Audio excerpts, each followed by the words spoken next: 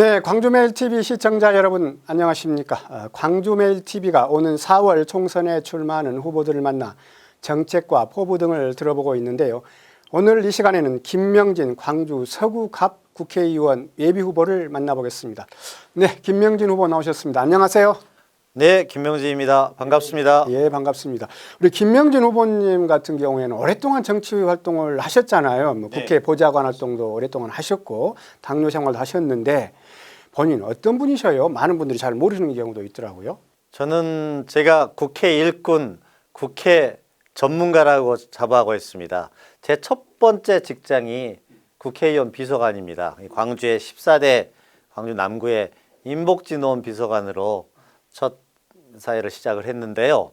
그래서 국회의원 보좌관, 청와대, 대통령직 인수위, 여야 정당, 그리고 공기업 등에서 한 22년, 23년 정도를 그 국정 전반을 그런 파악하는 그런 훈련을 쌓아온 국회 전문가, 국회 일꾼이라고 자부하고 있습니다. 그러면 뭐 여의도 국회의사당에서 한 20여 년 정도를 근무를 하셨었겠네요. 네. 예. 뭐 국회 돌아가는 것, 또 국회 뭐 메커니즘 누구보다 자신이 있다고 할 수 있겠습니다. 국회 일이라면 주로 이제 입법, 정책, 예산 관련된 일이지 않겠습니까?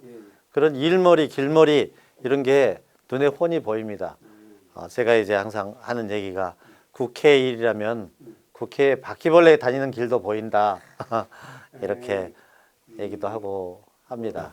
비서도 해보셨고 보좌관도 해보셨고 특보도 해보셨고 이제 안 해보신 것이 딱 한 가지밖에. 네, 제가 이제 이번에 4월 15일 날 출마를 해서 선거운동을 하고 있는데 꼭 당선돼서 그동안에 준비되었던 준비된 일꾼으로서 광주 시민의 국회 파견관 역할을 제대로 한번 해보고 싶은 생각이 있습니다. 김 후보님 같은 경우 2018년 6월이죠. 자, 4년 전에 그때 출마하셔가지고 떨어지셨잖아요. 2년 전입니다. 2018년 재선거 때. 재선거 때. 재작년 재선거 때. 네. 4월 4.13 우리 지방자치선거하고 국회의원 재선거를 같이 했었지 않습니까? 예. 예. 그때 출마해서 서구갑에서 떨어졌죠. 떨어진 것도 떨어진 것인데 네. 떨어진 이후 뒷날부터 또 선거운동을 하신 그런 경향이 있었더라고요. 아니 떨어지고 나서 4월 14일 날 제가 새벽에 눈을 떴는데 항상 선거운동 기간에는 한 새벽 5시쯤 활동을 시작을 했었거든요. 갈 곳이 없는 곳이에요. 그런데 마음은 답답하고 그래서 우리 같이 도와줬던 후배들에게 일단 밖으로 나가자. 근데 갈 곳이 없어서 찾아간 곳이 양동시장이었습니다. 그래서 양동시장 가서 낙선 운동을 하기 시작했죠. 낙선 인사운동. 네, 낙선 인사를 도와주셔서 감사합니다. 제가 떨어졌지만 인사 왔습니다. 그렇게 하고 다녔습니다. 예. 그것을 계기로 해서 지금까지 꾸준히 그렇게 하셨나요? 어떠셨는가요? 그날이 굉장히 6월 14일이 중요한 날이었는데 양동시장 입구에 거기 솔나무 떡집에 우리 누나라고 제가 부르는데 오옥순 사장님이 계시네요.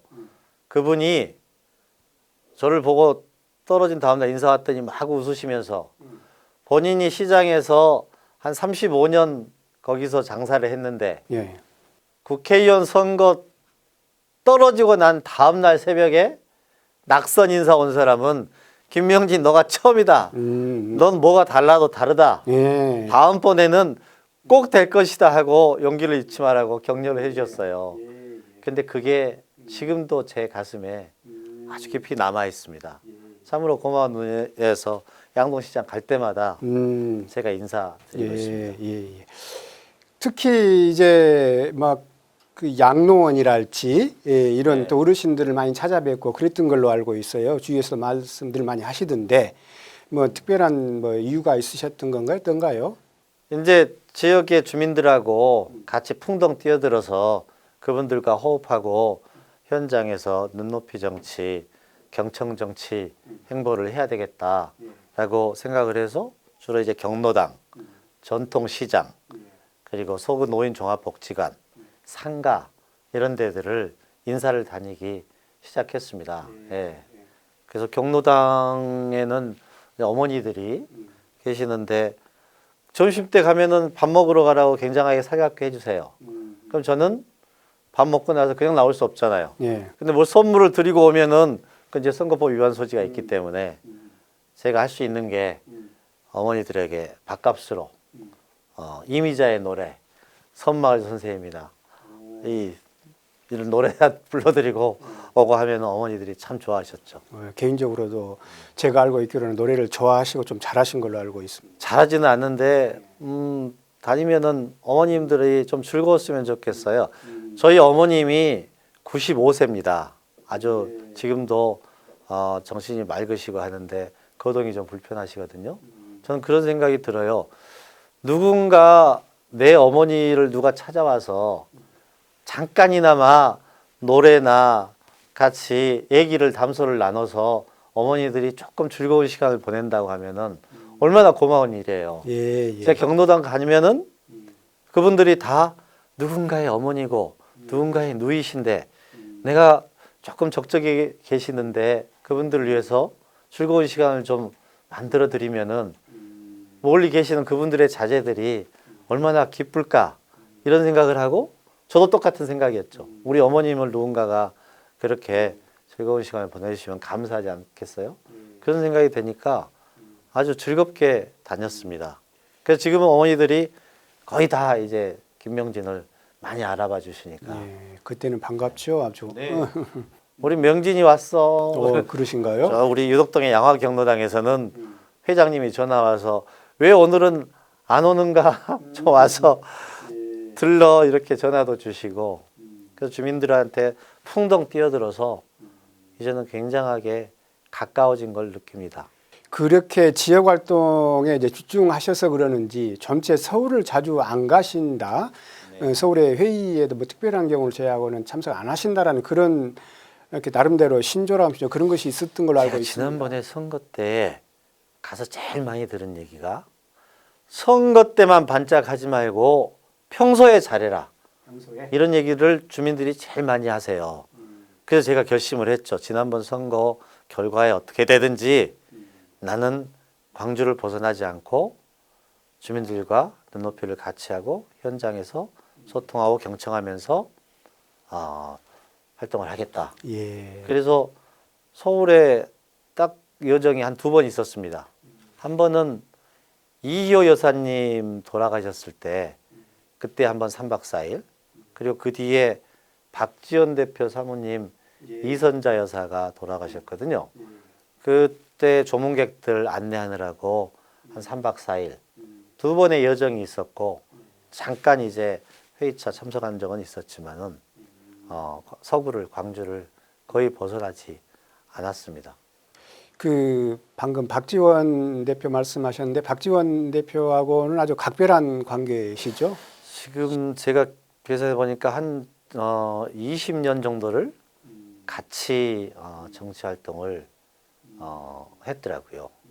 그리고 그러니까 김대중 대통령 선거 캠프에서 시작해서 대통령직 인수위, 청와대, 그리고 다시 당대표, 원내대표 할 때 계속해서 비서실장을 맡아서 보좌하고 또 김대중 대통령을 선거관 대통령으로 만드는데 이런 역할을 해서 되게 행복한 시간이었습니다. 제 꽃다운 나이 시간인데 박지원 대표랑 시간을 많이 했습니다. 우리 김명재 후보님 최근에 이제 출마 선언을 하셨잖아요. 이제 그 자리에서 뉴 DJ 정신으로 호남 정치를 복원하겠다. 이렇게 또 호남 집권의 세빙선 역할을 하겠다. 이렇게 말씀을 하셨는데 어떤 의미로 해석을 해야 될까요? DJ 정신은 저는 첫째 통합, 그리고 애민 정신, 그리고 서생적 문제의식과 상인의 현실 감각, 그리고 중산층과 서민을 위한 경제 이런 걸로 크게 요약이 되는데요. 그런 정신을 지금 이제 딱 필요한 시기인 것 같습니다. 그런 DJ 철학과 정신을 가진 사람들이 힘을 모아서 호남 집권 시대를 한번 열어보자. 근데 지금까지 요즘 최근에는 호남 출신은 대통령이 되기가 어렵다. 이런 선입견들이 혹은 약간 주저함이 깔려 있는 것 같아요. DJ 대통령도 대통령 출마할 때 제가 주변에 서울에서는 주변에 있는 분들이 DJ가 대통령 되면 손에 장어진이나 이런 분들이 많으셨어요. 그런 어려움을 뚫고 집권에 성공을 하셨듯이 호남만으로 안 되면은 다른 개혁 세력들과 연대 연합해서라도 우리가 집권을 해보겠다라는 그런 목표를 가지고 좀 힘을 모아야 될 시기이다. 그런 데에서 그런 주저함이나 두려움에 두터운 얼음이 있다면 제가 세빙선 역할을 해서 선도에 서서 깨트리고 나가겠다. 이런 의지를 좀 강한 표현으로 얘기를 한 겁니다. 최근에 대한 정치에 좀 참여하고 계시잖아요. 네. 그래서 최근에 이제 거기에서 제3지대 통합을 주장을 하고 계시는데 왜 제3지대 통합이신지 좀 간단하게 좀 설명을 해주신다면요. 지금까지는 거대 양당, 기득권 양당 정처의 대결 정치가 계속이 돼서 한 당의 정책에 대해서 다른 당이 반대만 해도 2등이잖아요. 그러니까 발목 잡기 대결 정치가 계속이 되었습니다. 그 피해는 고스란히 우리 국민들한테 돌아올 수밖에 없지 않았습니까? 지난번 국민의당 때 제3당이 있었을 때는 만약에 다른 당이 반대를 하면은 제3당과 서로 협의해 가지고 과반수를 넘겨서 통과시킬 수 있기 때문에 서로 합리적인 조정과 균형과 갈등의 조화를 이루는 노력들이 정치에 조금 있었던 것 같습니다. 예.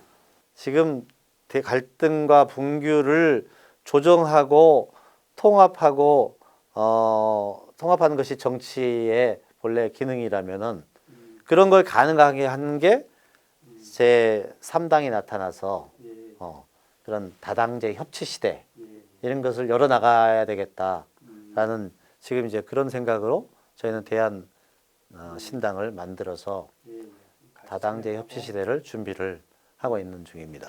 네, 지역민에게 당부하고 싶은 말씀 있다면 한 말씀 해주십시오. 이제는 이제 싸움판 대결 정치가 아닌 문제를 해결하는 정치, 그리고 패거리 이념 진영 정치가 아닌 민생 우선 정치, 뒷북 정치가 아닌 선제 대응하는 정치로 국민들의 칭찬을 받고 박수를 받는 정치를 제대로 한번 해보고 싶습니다. 반듯하고 강인하고 능력 있는 광주의 대변인, 광주의 파견관 이 김명진에게 성원과 응원을 보내주시기를 당부드립니다. 이번에는 묻지마 정당 투표에서 벗어나서 후보의 자질, 도덕성, 역량들을 꼼꼼히 따져서 판단을 해 주십시오. 시민의 힘으로 싸움판 정치를 생산적인 정치판으로 한번 바꿔주십시오. 감사합니다. 네, 국민들에게 칭찬받고 박수받고 싶은 정치, 또 생산적인 정치를 해보고 싶다는 김명진 후보 말씀 잘 들었습니다. 지역 발전에 크게 기여하기를 바라면서 김명진 후보와의 대담 여기서 마치겠습니다. 감사합니다. 네, 수고하셨습니다.